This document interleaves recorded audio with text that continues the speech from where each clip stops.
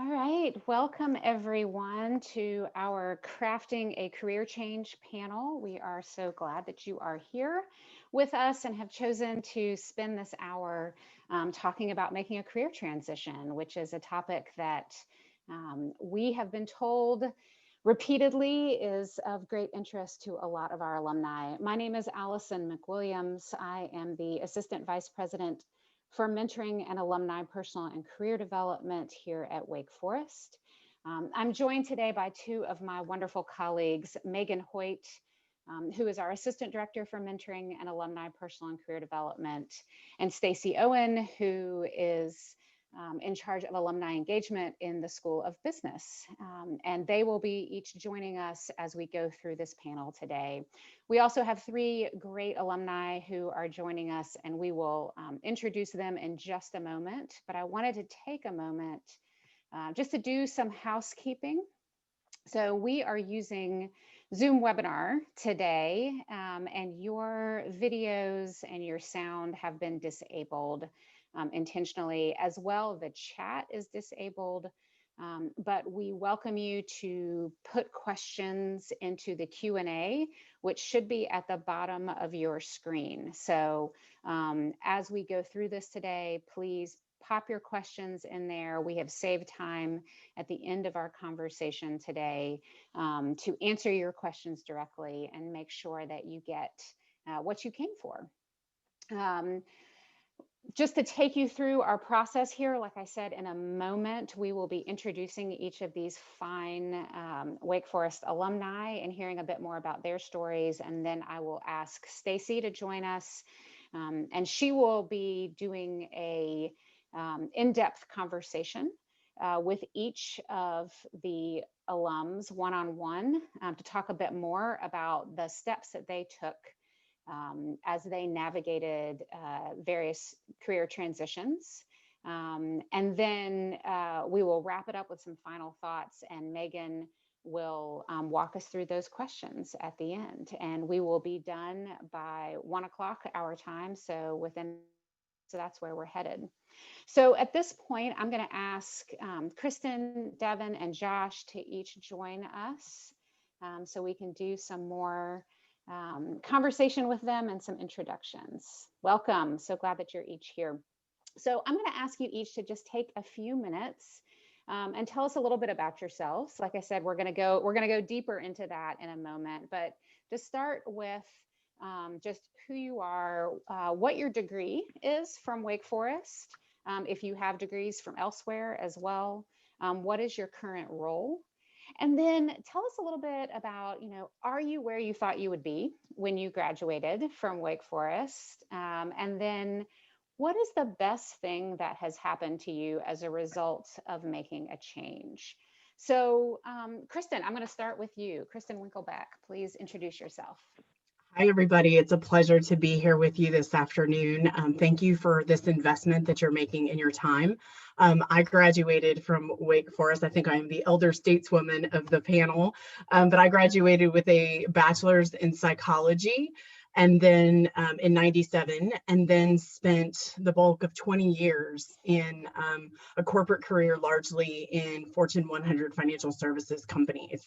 I absolutely could never have imagined both the corporate success I had, but then this more recent career journey that I have been on all those years ago. I'm grateful that I followed my heart and that I resisted the urge to follow a traditional path. And I also drastically underestimated the role that Wake Forest would play in my journey.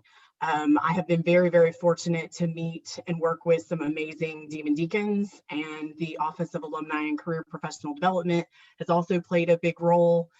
Currently, and you'll hear more about this later, but I am currently the executive director for a venture philanthropy nonprofit called Social Venture Partners Charlotte, as well as founder and executive officer, chief executive coach for my own company, Pivot Point Professionals. And so I've been through a lot of changes, but it's been a great ride, and I'm grateful for this community and for my fellow Demon Deacons who've helped me along the way. Wonderful. Thank you so much. And we love Kristen's story, and I know you all are going to love hearing about it a bit more later. So, Devin, I'm going to turn to you, Devin Williams, one of our great young alumni. So, who are you? What are you doing currently? Are you where you thought you would be when you graduated? And what is the best thing that's happened to you as a result of making some kind of change? Thank you, Allison. Hi, everyone. Happy to be here. My name's Devin. I graduated from Wake in 2016. I'm from Northern Virginia originally. I currently work in New York City at a multicultural marketing agency on their new business team. I'm helping with partner integrations, project managing on the internal side with teams pitching new business, and a little bit of everything in between. I did not see myself here. I actually started as an NBC Universal page when I first moved to New York City. So yes and no, I did see myself in New York. So that's true still. But I honestly thought I would stay at NBC Universal for forever. And I definitely did not anticipate this shift, but I'm so happy I did. And I'll speak to it a little bit more when I get into my full story. But growth, I think, is the best thing that has come from my shift and my leap of faith, if you will, to a whole new space in terms of kind of jumping into marketing from a more PR focused space. So yeah, I'm growing, I'm learning, and I'm very thankful for that. That's awesome. Thanks, Devin. Yeah, and those are areas that that media world and then marketing, PR, we know are great industries, roles that a lot of our students and our alums have a lot of interest in. So look forward to hearing more about that. And Josh, tell us who you are and what your current role is. Are you where you thought you would be when you graduated from Wake? What's the best thing that's happened to you as a result of making a change? Well, thank you. Well, good afternoon, everybody. Appreciate the time and the opportunity to speak.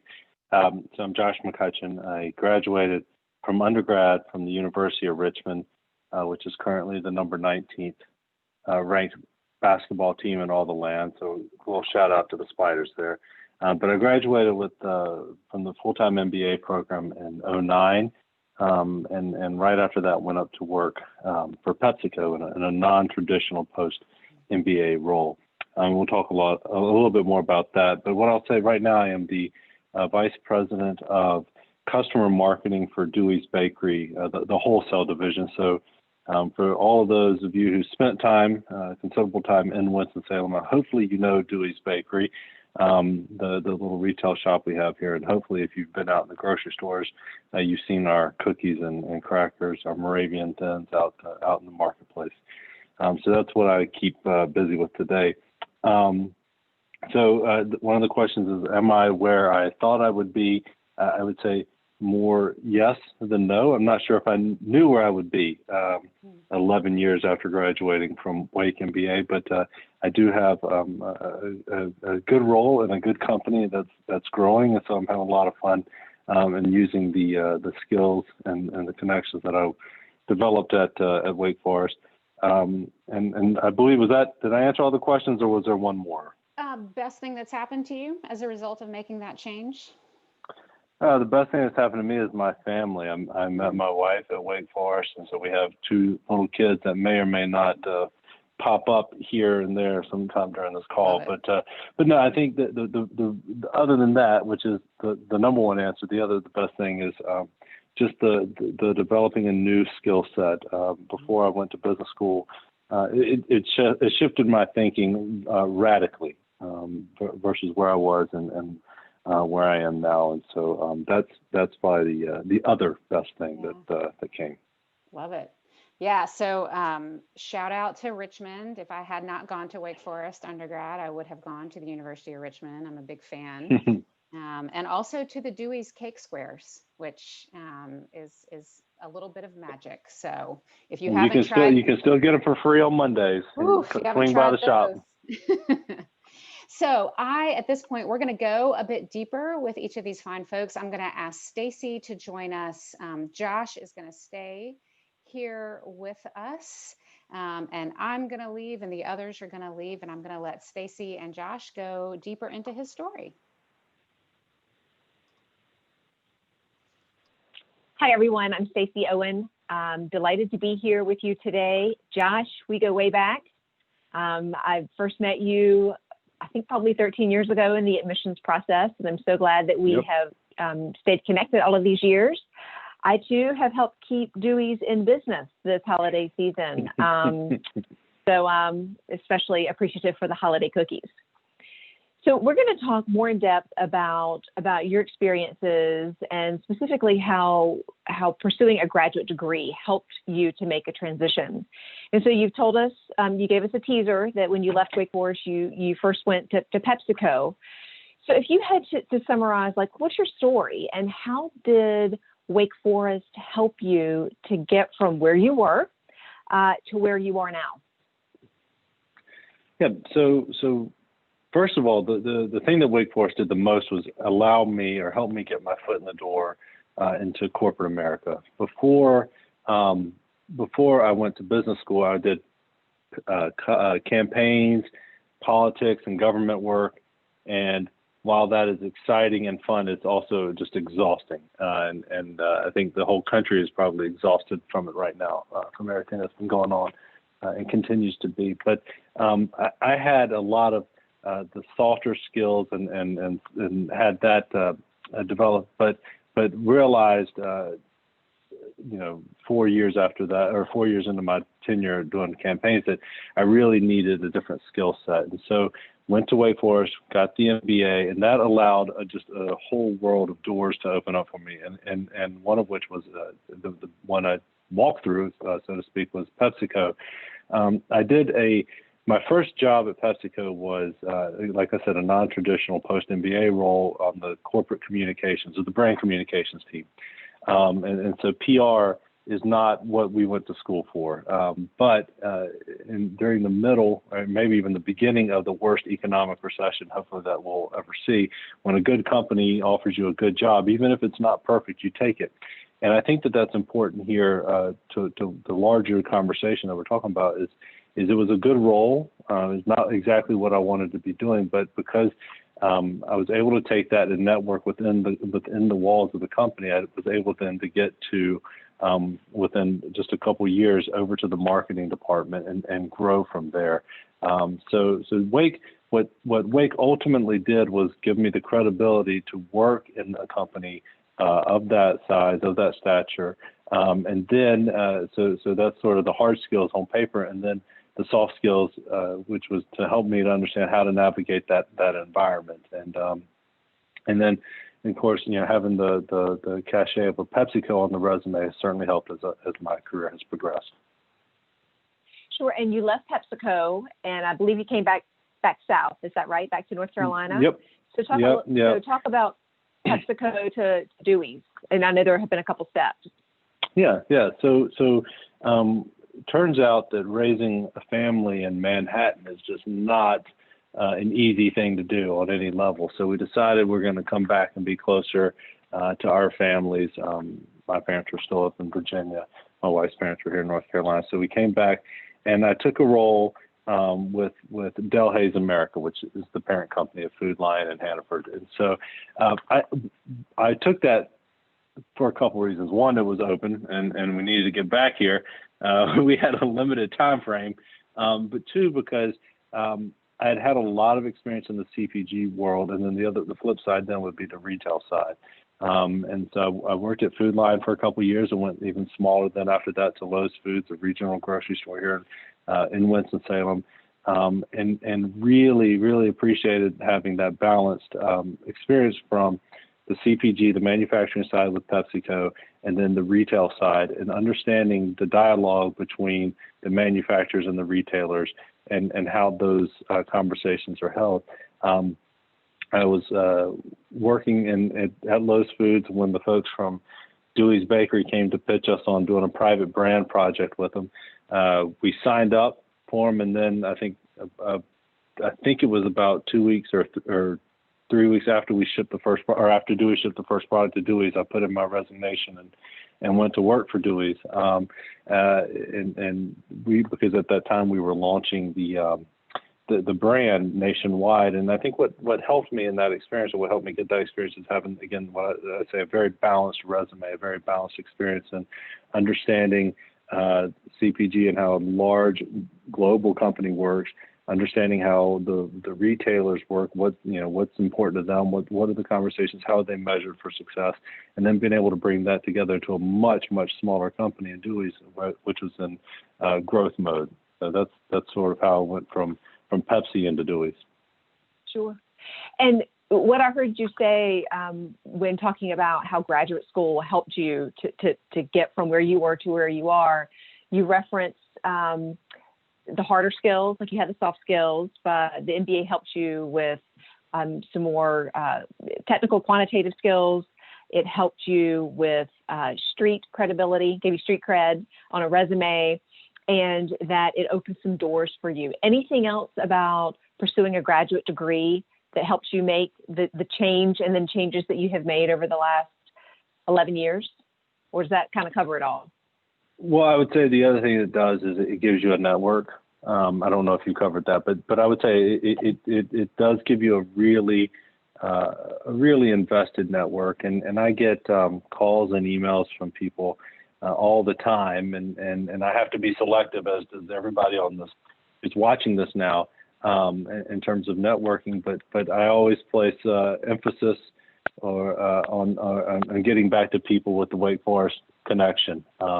And so yeah, I think having that network and being able to tap into it, whether it's on a job search, whether it's just even on a question, whether it's, hey, I need, I've actually reached out to people who've worked for potential customers for us to see if they could help make an introduction. And so yeah, I think that the network would also be a very key element and a key bonus piece to having this graduate degree. Sure. And what advice would you give to people who are watching this right now and thinking about making a change at this moment? Okay, so good question, and I'm glad I knew that question was coming, because I wrote down a couple of them. Sorry to spill the secrets on that, but so the textbook answer is network, right? Get on LinkedIn, make sure that's all up to speed. That if you don't know that, then we got bigger issues. So that's the easy one. That's the first one. The updating the resume is also an obvious one, but what I would encourage people to understand is that there is ATS, which is the applicant tracking system, and Colleen is much better suited to talk about this than I am. But basically, it's making sure that your resume is updated and formatted in a way that when you apply for a job, the electronic system is going to pull you out based on other folks, that you have your education clearly stated, you have your experience clearly stated, and that may seem obvious, but that's one that folks run into when they don't understand that most people aren't looking at resumes. Computers are looking at resumes. Again, I apologize if that's obvious. I would also say if you are interested in a career change and you are currently employed, explore getting those experiences in another function within your existing company. At PepsiCo, I was in PR, but I let them know almost on day one that I was there to do a really good job in whatever job I had, but I wanted to do brand marketing. That's why I was up there. And so because I had those conversations, I was able then to switch into those functions, which set me up for the success I had at Food Line, at Lowe's Foods, and now at Dewey's Bakery. So exploring the other functions, if that's where at your current role. I would say in many of these opportunities and these functions, perhaps another degree, while there is a lull in the marketplace, or if you have the ability to explore getting another degree, that will help, again, add just something to the resume or to the experience that will help candidates stand out a little bit. And then finally, I would just say speak up. And this goes back to networking, but speak up to everybody that you know. Let them know you're looking, or let them know that this is what you're trying to do. Whether it's your boss, let them know that these are the experiences you want to get. Let your family and friends know. I'm not saying mail out a resume with your Christmas cards this year, but do speak up. Let folks know that you're looking, and because otherwise everybody's going to think you're happy, and which is okay. But if you don't let people know, they can't help you out. Sure. Great advice. Thank you so much for your words of wisdom and sharing your experiences with us. Thank you. All right, Devin Williams is next. Hi, Hello. Devin. Hi. Thanks for being with us today. Of course. Thank you. Now, I heard you comment in your introduction that you thought that you would be at NBC Universal forever. And you've been gone for, I guess, since spring of 2019. Is that right? So about a year and a half? Correct. So what was the moment or the event or the realization that prompted you to make a change? So I can definitely say it was taking a full inventory of my values. And I wanted to give a shout out essentially to Allison's book. It was very helpful for me, 5 for Your First 5. And learning that I need to put my values first. I need to start to consider what's making me happy, what am I feeling is missing. So as soon as I hit a moment where I realized I wasn't where I wanted to be. I didn't feel like I was growing anymore. And that is one of my key values at this point in my career is I want to continue to grow. I want to see what my skill sets are. I want to hone them. I want to be on a team that values career development for their entry-level employees. And I didn't feel like I was getting that in my last role at NBC. I love NBC Universal as a brand. I love how they celebrate storytelling across the board. That's actually what led me to become an NBC Universal page in the very beginning. And for anyone that doesn't know about the page program, it's a year-long entry-level position where you rotate through different assignments. So it was great for me to kind of touch a lot of different departments, see what I wanted to do. I jumped into an assistant role post-page program on the NBC Sports Communications team, which even broadened my horizons even more, leading to my last job at NBC, which was as a trade marketing, NBC Sports Entertainment trade marketing coordinator. So a couple of things. I loved that it opened the door to marketing for me. And I was able to see, okay, there's so many different kinds of marketing out there. I was only in a niche specific area, trade marketing. I learned a ton, but I felt that I wanted to be a little bit more client facing. I wanted to be in a more consumer engagement focused marketing field. And that hit me in a moment where trade marketing, I was at my desk all day. I was building PowerPoint decks for another team to go out and pitch to client. And I was seeing the focus and the role that I was playing. And I just didn't feel like my heart was in it. I didn't feel like my skills were exactly in it. So I, leaned into LinkedIn Learning throughout that journey when I was trying to figure out if I wanted to make a move. I was like, okay, let me really give it my all to try to hone these skills. But at the end of the day, I had to be the one to make the decision for myself. Am I going to look to make a move or am I going to, stay here? And I ultimately felt I need to do something different. I can always come back to NBC. If I would like to do that. But there was a moment where, yes, I was like, I want to see what else is out there. And I think I'm ready to make that jump. Now, at the time, did you have a support network in place or a mentor who you were able to talk about, like how you were feeling and to walk through your plans with them? Was that helpful if you had that? Yes, I think that was going to be actually one of my pieces of advice. I think everyone should find someone that they trust to open up to about where they are, a change they're wanting to make. And for me, it was one of my former supervisors as an NBC page. I was on assignment with the Today Show at one point, and the person I reported to was a former page as well. And so she was really helpful in my development of kind of navigating these waters, as she had done that prior. And a lot of people had the track at NBC of doing the page program and then staying forever.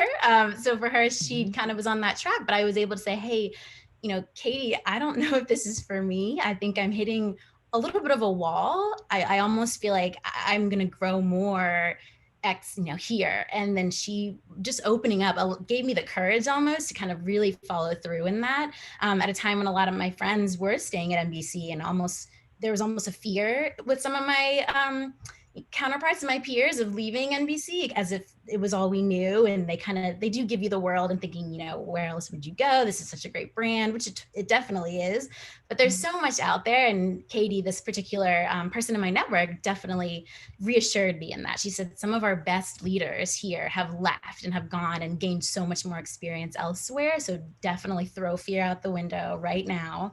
Lean into that feeling that you have. And I remember also speaking to HR candidly. I had a friend there that was, so helpful and just reminding me that it's okay to think this isn't it. It's just as important to learn what you don't want to do as it is to learn what you do want to do. And I was able to take that to heart and say, you know what, that's so true. I'm the only one that can make a change for myself. My team won't make that for me. So I looked on LinkedIn, connected with a friend, to speak on where she was now. She left to go to another television network. And I was thinking maybe it's just another network. But as I was telling her what I wanted to do just over coffee about how I was looking for a little bit more of a more client facing marketing role, something that allowed me to lean more into culture and consumer engagement, she said, have you ever heard of Team Epiphany, which is where I work now? And I hadn't. She had said, well, if I were going to do agency life, this is where I would do it because of the culture, because of how they're pushing culture forward. And honestly, had she not said that, I wouldn't have known about my agency today. So I do credit LinkedIn and reaching out and taking the initiative to really speak your truth and speak what you're looking for, and somebody could spark something in you. And essentially, long story short, I ran with that and I researched Team Epiphany, found another connection to kind of put that in motion to make that shift. Wow, that's great. And, I think you're exactly right. So many people it's learning early on what you don't want to do is just as important as what you do want to do. And then having the courage to make that change. I think that's great that you were able to experience that as a young professional. Thank you. Then this is a wide open question. It's a big question. What has helped you to be successful? Ooh, okay. For me, I do think it's a little bit of throwing fear out the window and also remembering your story. So I think as Wake Forest students, we are taught early on just the art of communicating. I think regardless of your major, which I feel like I forgot to mention in our first intro, but I majored in English and I minored in media studies, communication, and film studies. And our community at Wake Forest just, it inspires us and it encourages us to own your story, own your narrative, have an opinion on something, strengthen that point of view, and you can do anything. So I think regardless of the sphere I was looking to jump into, I relied on who I am and what my story is. And it takes some moment of reflecting to kind of set you up for success. But I truly believe that I was able to walk into Team Epiphany, having never worked specifically in multicultural marketing, but I knew what I wanted to do. I knew that I had a passion for that space and I knew my story. So I was able to speak to all the various roles I played while I was a page, whether it be NBC Sports Communication, Today Show booking. And when you kind of peel back and take a step back and look at all you've done, you'll surprise yourself and you'll see, wow, I did do, this particular skill, or I did dabble in, X, Y, and Z. And it just kind of helps you to build your confidence to know, hey, maybe I haven't worked here before, but I've done X, Y, and Z to make me a valuable addition to your team. And I'm moldable and I'm ready to learn. I think I am successful because of my can-do attitude, I would say, as well, of walking in. And I think the Wake Forest gave me that as well, just knowing, you can do it if you set your mind to it. Yes, I think that's what's made me successful thus far, and knowing to take that initiative. Like I said, with LinkedIn, you have everything there, but you have to go the extra mile to reach out to that friend of a friend, to make that connection, have that coffee chat, because you never know what might be said that'll spark that next career change for you, and just lead you to so much more growth. Well, that effort, you have to make the effort. People are willing to talk with you, but you have to be the one to initiate the conversation. Exactly. So. Hit the ground running, take it and run. Thank you so much for sharing your insights with us. Of course, thank you. Sure, and we'll see you back at the end. Sounds good. Hi, Kristen. Hi, Stacy. Thanks for being here today. It is my pleasure. I wish this had been around a few years ago for my own for my own learning, and I continue to be inspired by Josh and Devin and their journeys, and I always learn something from the people around me. So it's a real pleasure to be here today. Well, I know your story, and your story is equally inspiring. You made a big change years ago, and so I'd love for you to share with us, back in your corporate America days, where you were thinking about going in a different direction, what options did you consider? And ultimately, how did you determine what to do?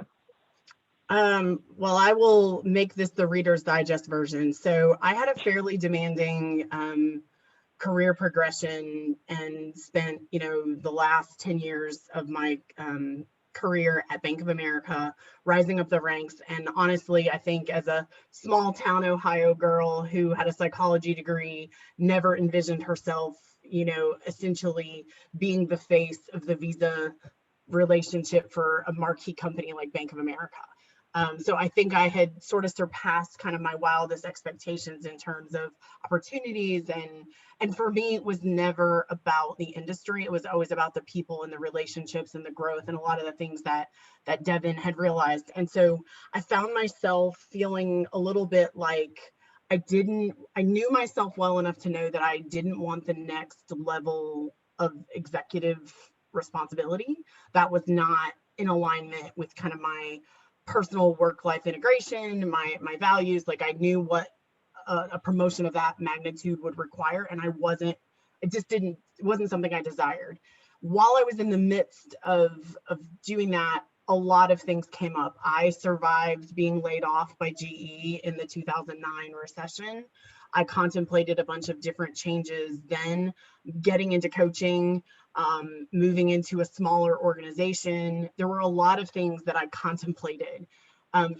The challenge for me, though, was in 2016, I was having a hard time narrowing my focus because I had lots of interests, and it was really always about relationships and making a difference. And so I started my process of evaluation by enrolling in Wake Forest nonprofit certificate program. And I was still employed when I did that in 2016. That really opened my eyes to see that all this corporate experience I had amassed was a great option for me. It was something that, I had a lot of transferable skills. Ultimately, though, what I ended up doing was a little bit more unorthodox in that at the end of 2017, and it was just about 3 years to the day from this week, I left corporate America entirely, and I took a 19-month sabbatical, which is not something that everyone can afford to do. And I recognize the blessing that I had to be able to have that opportunity. But for me, the world and my pace of life was so loud, I didn't have the energy left over. I was tired of giving up my weekends and my vacation time to try to contemplate it. And so ultimately, it was that period of really slowing down and making some sacrifices to give me the opportunity to network and to go deeper and to explore things. I really was no longer passionate about financial services, and I really wanted to try my hand at a different type of engagement. So moving to another competitor or moving to another large corporation was not really part of my plan, but it was ultimately through some of the networking that I did, which Josh and Devin have both talked about, that helped me realize that I had a passion for coaching, and that led me into some certifications to start my own coaching practice, which I still have and I'm still involved in. And then it's an evolution. So my story is still being written, and I would challenge, I would imagine Devin and Josh feel the same way. This is not a one and done type of thing. So I tried my hand at solopreneur and decided I didn't really want to do that 40 hours a week either. And so it was through my connections that I had made in the Wake Forest certificate program, along with a lot of networking, and just sharing with people, I'm not exactly sure, but I'd like to learn more about X or Y in the nonprofit sector. And so then in October of 2019, in addition to being CEO and executive coach, I added executive director in the nonprofit sector to my resume.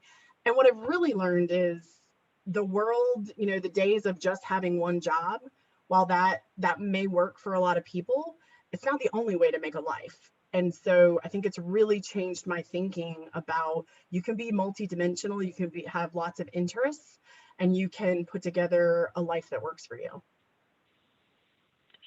You spoke just a moment ago about knowing that you needed to make a change. I think it was in 2016, and you said that your challenge was narrowing it down, like trying to really focus on what that next step would be.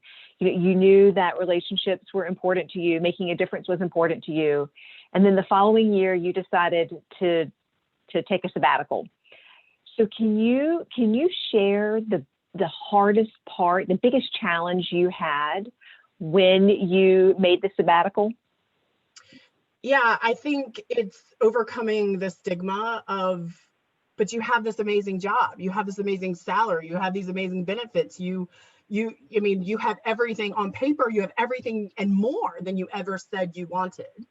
Um, and being okay with the fact that maybe your aspirations or your goals change as your career changes, as you grow.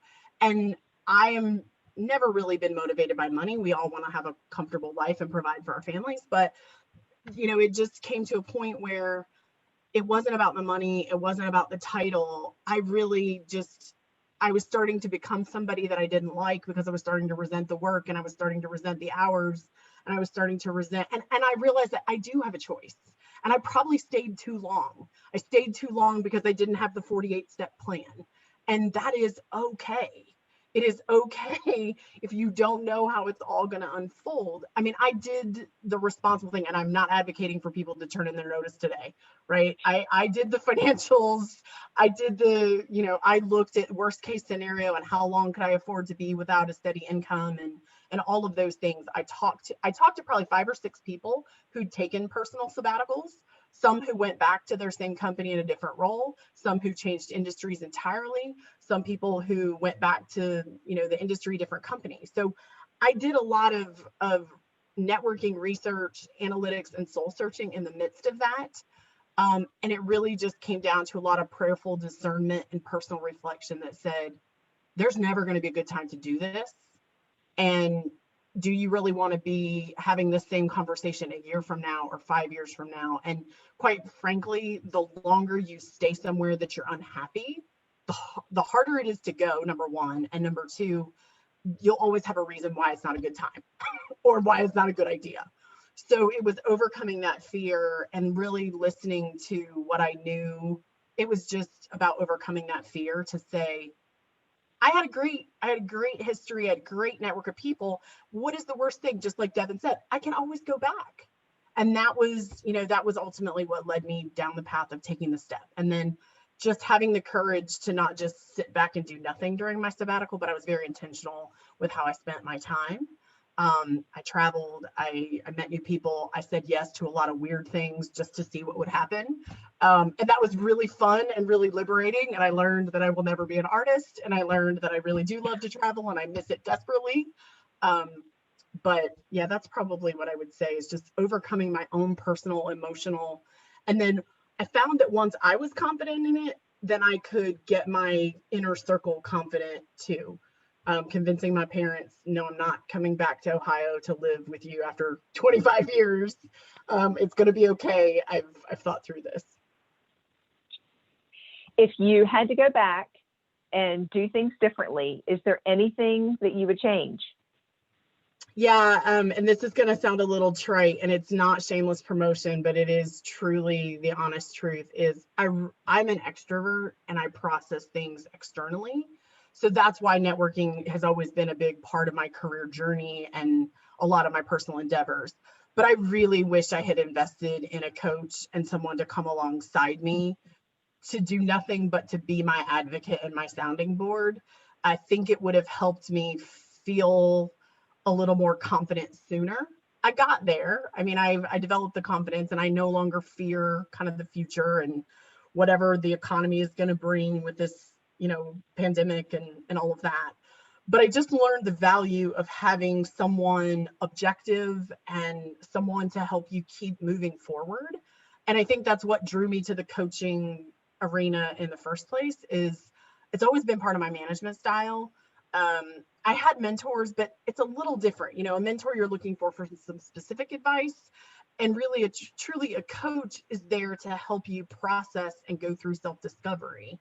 And that's, if you encounter a coach that says, here's my 87-step plan, they're not a coach, they're a consultant, right? And a true coach asks thought-provoking questions, asks for your priorities, helps you to speak those things out loud that you've been holding in your heart for a long time and too afraid or too unwilling to say.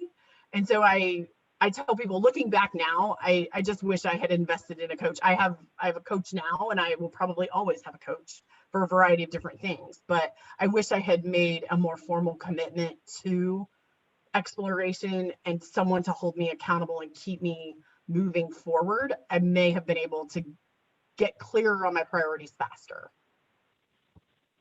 Well, I'm sure a lot of people watching right now are thinking, I'm out of here. I'm going to make a change. I now feel inspired to do it. Thanks so much. And I'm going to, I was just going to say, it doesn't have to be some big life altering change.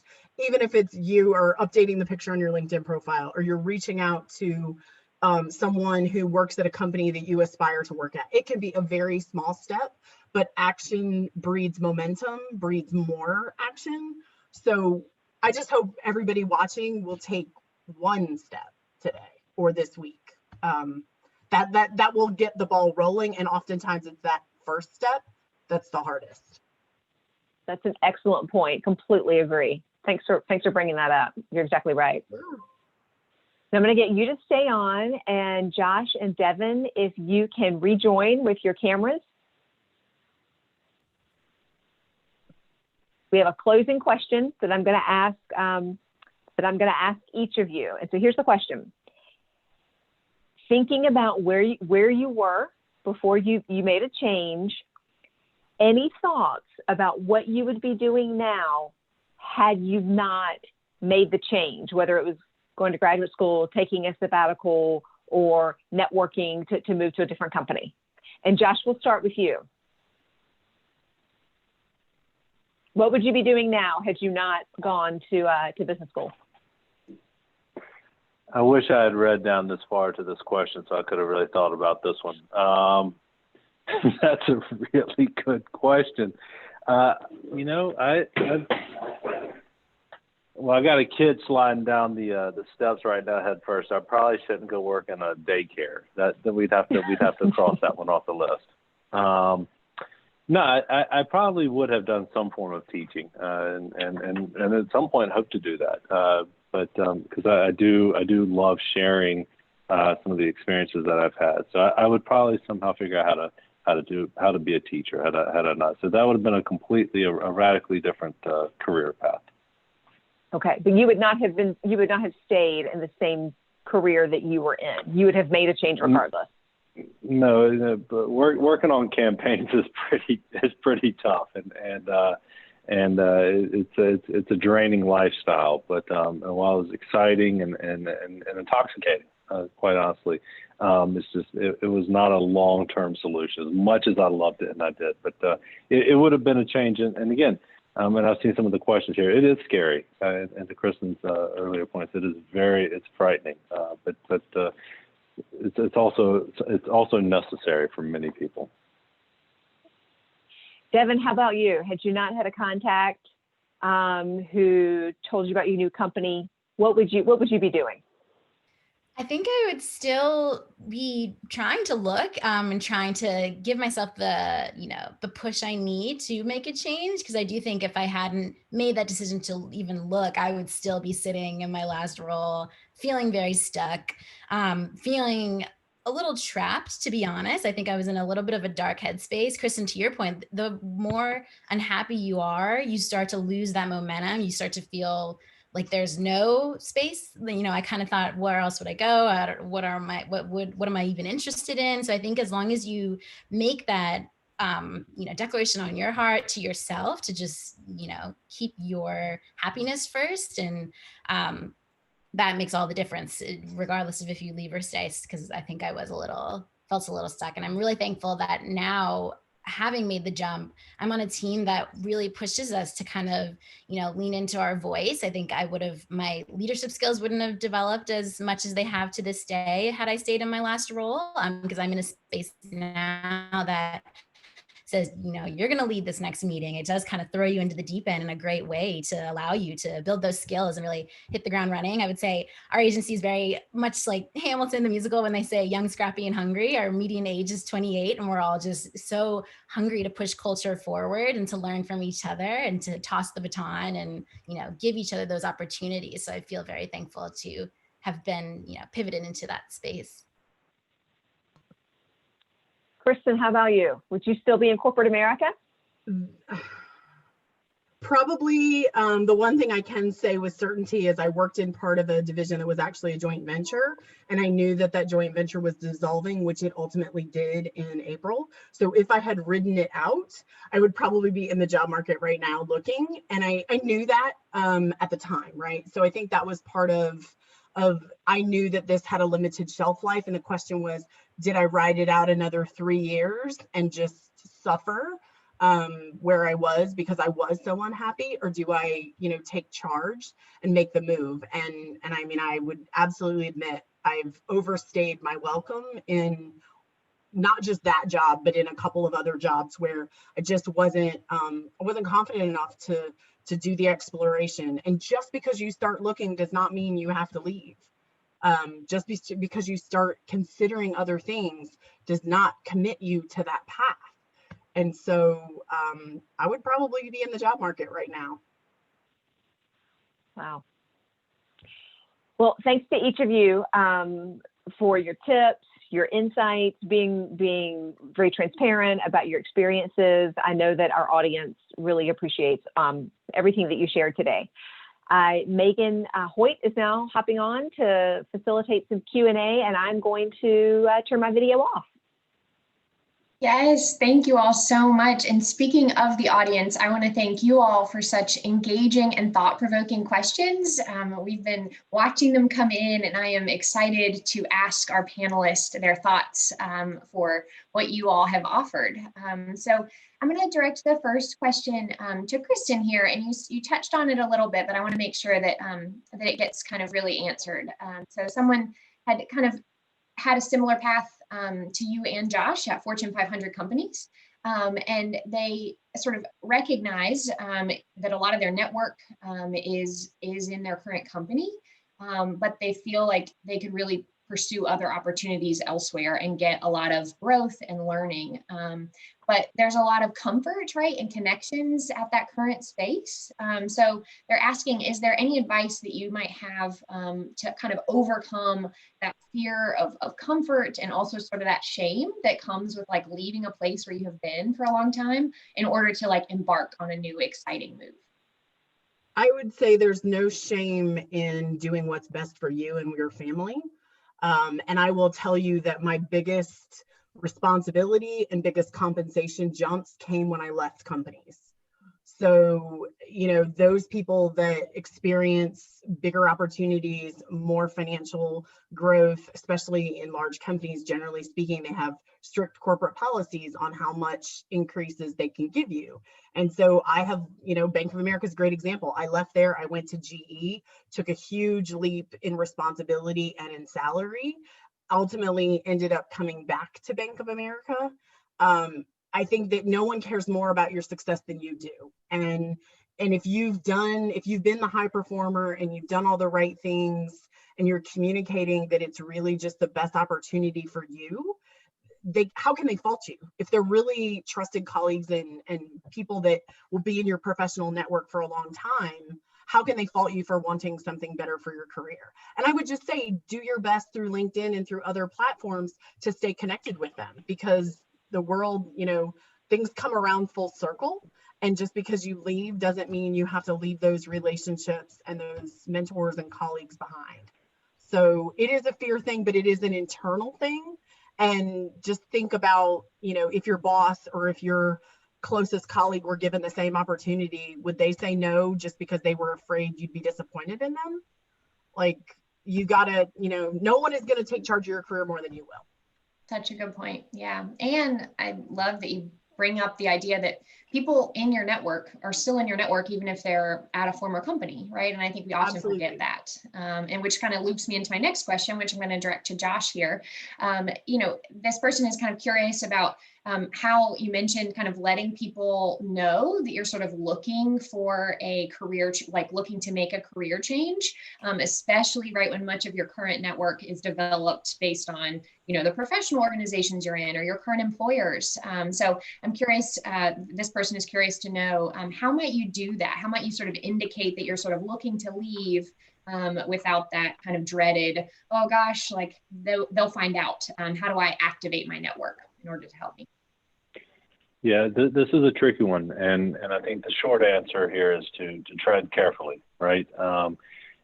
You have to have people in your organization that you trust to have these open conversations with, though. And I, everywhere that I've been able to do that and have these conversations and network with them. So you gotta just identify the people within the organization that you know, that you trust, that will help you confidentially, and then you do have to build your network externally, and again, tap into the Wake Forest alums, tap into any alumni network that you have, any friends and family. Again, you can still have those conversations, and you know, look, people talk, so. Just tread carefully, but you have to have these conversations, and you have to, you know, and just talk to people and get the word out. It's a good question. Yeah, absolutely. I think it's something that a lot of job seekers I know that we talk to from a coaching standpoint are often curious about. How do I let people help me? So I appreciate that. I'm going to direct this next question to Devin, and I'm going to kind of combine two questions here because I think it's interesting to sort of think about that first step. So whether you're a recent grad thinking about this, or you are trying to sort of find a new career or industry to explore, do you have like a recommended first step if you don't know sort of what you're looking to explore? Like, how do you sort of spark that discovery? Yeah, I think for me, it's always going back to that internal taking stock of what your values are, what makes you excited, you know, if it's in marketing, for example, like what brands are you passionate about, and kind of start there and think, you know, what are they doing that you're excited about? Could you see yourself working there? So I think for me, a lot of the fun came when I was kind of starting to think, wait, where would I just be so happy to be? What's this place doing that I, you know, I'm excited about, or I connect with, I align with. So I think maybe starting with just, I always tell my younger sister, she just graduated from college, when she was thinking about her first job, to kind of map it out and almost like web it out with your name in the center, and kind of web out your passions, like what excites you, what do you, you know, want to learn. I think starting from a place of like, what do I want to learn next, to continue to just hone my skills, to make me a, you know, even more stronger of just a young professional to take you anywhere. I think it goes back to kind of starting, that step starts with you, and what do you want to get out of your next move? What could you contribute to that next space that excites you? And I also think it's about normalizing, changing that direction because your priorities changed. So I think, Kristen, you spoke to this too. I think I saw a tweet that literally said that: normalize changing career direction because your priorities change. Because I think a lot of people, they don't think that's okay. Or the past has always said, you stay here, you live it out for 5-10 years, and that's it. But no, you should be learning new things about yourself. You should be finding new passion points and things that, you know, push you towards new dreams. So I think that's been a really fun thing for me, is that with every next step, I've learned a little bit more about myself with every role.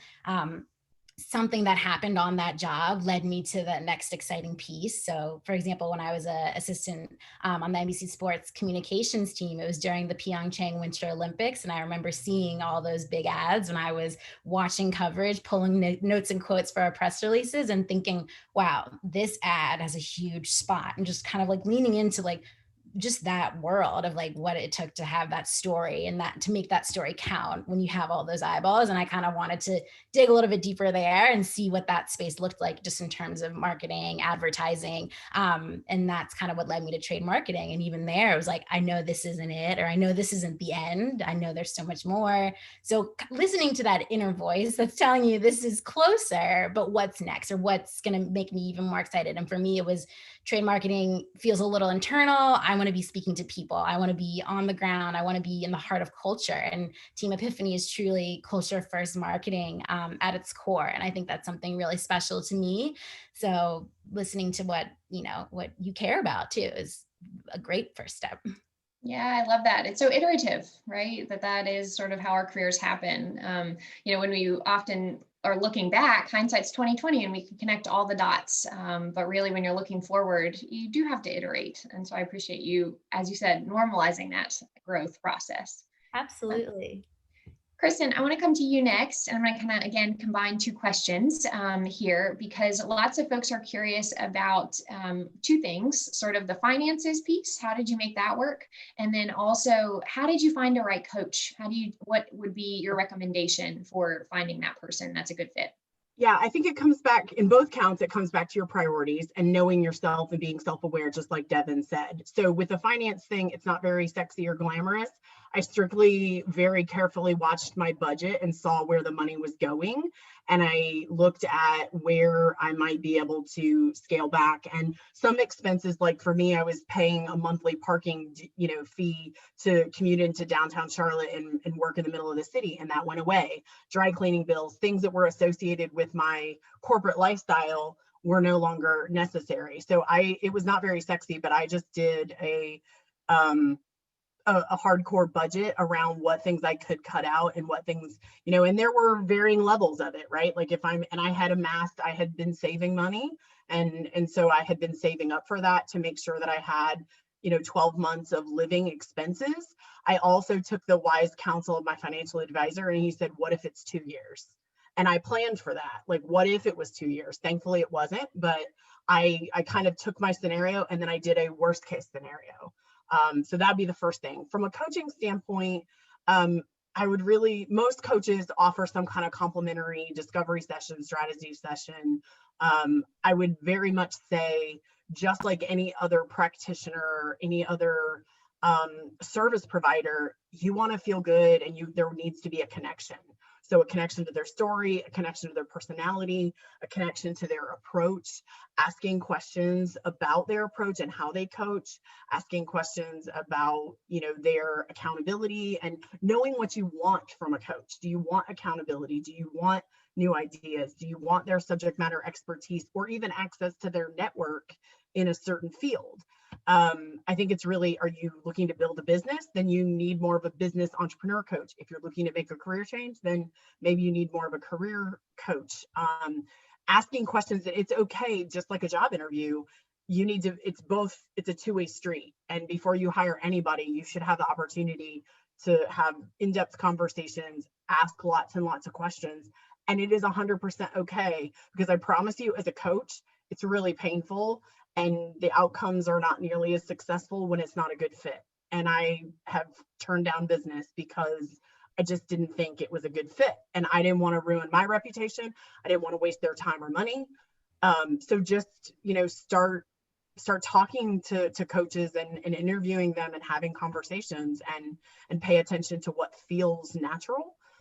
That's usually a good place to start. Great. Yeah. We've got just a few seconds here, a few more minutes. So I do want to kind of do one more question that I'll invite all of you to answer if you have thoughts on this idea, because it speaks to what I'm seeing a lot right now between just the pandemic, right? When people are sort of being laid off, and when people are kind of forced into transitions that may not have been of their choosing. And I think that puts us in a different spot when we're thinking about our careers long term. So this person has sort of indicated that, there's another opportunity to pursue something else, another role that is exciting, but that shifts can happen at different times, and that you can, leave a job early, right? Because the transitions haven't exactly lined up as you might imagine, right? You may be at a place for a short period of time. So I'm just wondering if you all could share just one thought that you might have around how to sort of own that narrative around making changes whether or not they are of your choosing, if you've been at a place for a very short period of time. So let's go Josh, Devin, and then Kristen. We'll close this out here. Okay, so here's what I'll say. Someone at PepsiCo was leaving and had only been there in a very high profile role and had only been there 6 or 7 months. And the advice that this person gave me is never, ever be afraid to leave a job, even if it's a good job, for a better one. And so I would reinforce that and have believed very strongly in that. And this may sound a little harsh, but I don't believe that these companies are our friends. I think we have a relationship with them. We have an obligation to the company. We come and we work hard, and they pay us for that work. But it's a two-way street. And if it's not working out, you get to leave, and they are also free to make their changes. So I would say that if something better comes along, whether you've been in your job for 10 years or 10 months, 10 weeks, if something better comes along that excites you, that is a better fit for you, for your family, take it. And I know that's a little harsh, but again, I think it's really good advice here, and so I would share that. And I would say, look at it always as glass half full, regardless of what the transition is. I think honing and really having a positive mindset is going to make a world of a difference. You should always kind of think, okay, this is going to hopefully be for my benefit. Like everyone's been saying, make sure you're continuing to prioritize your happiness, what's best for you, because no one else can do it better than you. You know your story, you know your passions. So keep putting that first. And I think know that companies are shifting, workflows are changing in this time. So never count company out, maybe because you think they're on hold right now or they don't have jobs. I think in my experience, our company, we're shifting everything. Marketing's changing across the board. We're doing a lot more digital events. And because of that, we're bringing on a lot more team members. So or someone could think maybe they're not hiring. We definitely are. We need more help than ever. So, always think of the positives, think of, glass half full, make that, take that initiative to see, take a chance. Last thought, Kristen. I would just say be authentic to you and yourself. You never want to badmouth, even if you're leaving a totally toxic place. You never want to badmouth a previous employer.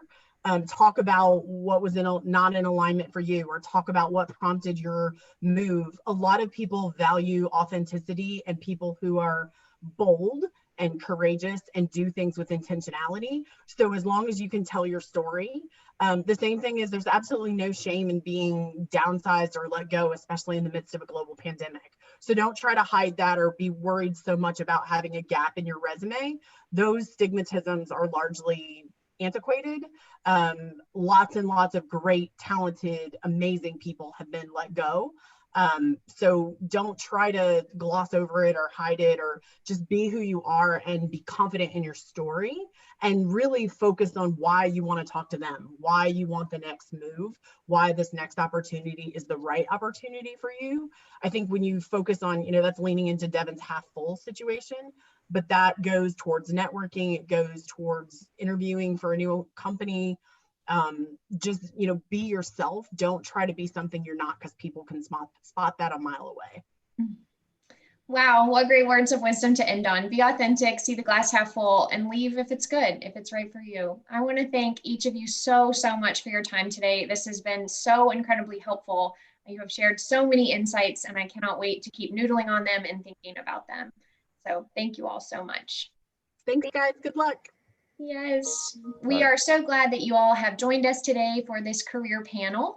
We hope that you will stay in touch with us in ways that make sense for you. You can see we have ways for you to connect with us on Instagram and Twitter, and also on our 2 websites. So thank you all so much for your time here and investment today in yourself, for making this investment in your own professional development. Thanks so much. Have a good day.